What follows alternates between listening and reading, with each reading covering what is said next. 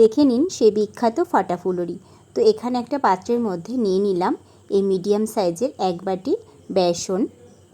এবার দিয়ে দিলাম হাফ চামচ জোয়ান, হাফ চামচ কালো জিরে, 1 চামচ আদা কুচি, 1 চামচ লঙ্কা কুচি, স্বাদ মতো নুন, হলুদ গুঁড়ো, আর দিয়ে দিলাম 2 পিঞ্চ মতো বেকিং সোডা, আর দিয়ে দিলাম পরিমাণ মতো জল।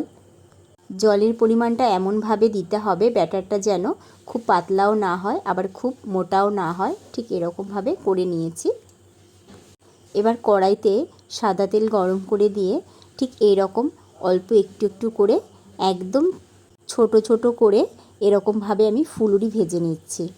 যতটা সম্ভব ছোট করে খুদে করে ফুলুরিটাকে ভেজে নিতে হবে। যত খুদে করে ভেজে নেবেন এটা কিন্তু খেতে ততটাই বেশি ভালো লাগবে। এই দেখুন ভালো করে উল্টে পাল্টে আমি ভেজে নিচ্ছি। এবার ভাজা কমপ্লিট হয়ে গেছে, এবার আমি তেল থেকে তুলে নিচ্ছি।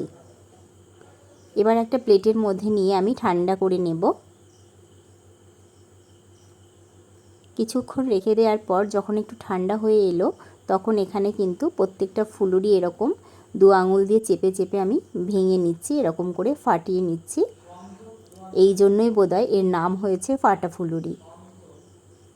এটা কিন্তু পুরনো দিনের একটা বিখ্যাত ফাটা ফুলুরি। যে যে খেয়ে থাকবেন সে কিন্তু অবশ্যই জানেন। তো এখানে নিয়েছি এরকমভাবে আমি ফাটিয়ে নিয়ে এখানে কিছুটা আমি বেসনের ব্যাটার রেখে দিয়েছিলাম। বেসনের ব্যাটারে ডুবিয়ে নিয়ে আবারও কিন্তু সেকেন্ডবার এই ফুলুরিগুলোকে ভেজে নিতে হবে। এই যে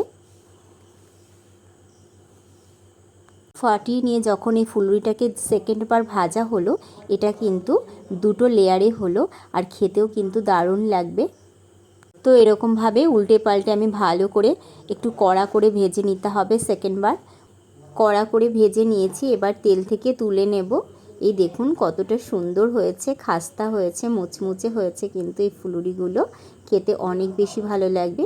যারা ফুলুরিতে ঝাল খেতে পছন্দ করেন তাদের জন্য এরকমভাবে কাঁচা পাকা লঙ্কা ভেজে পরিবেশন করতে পারেন।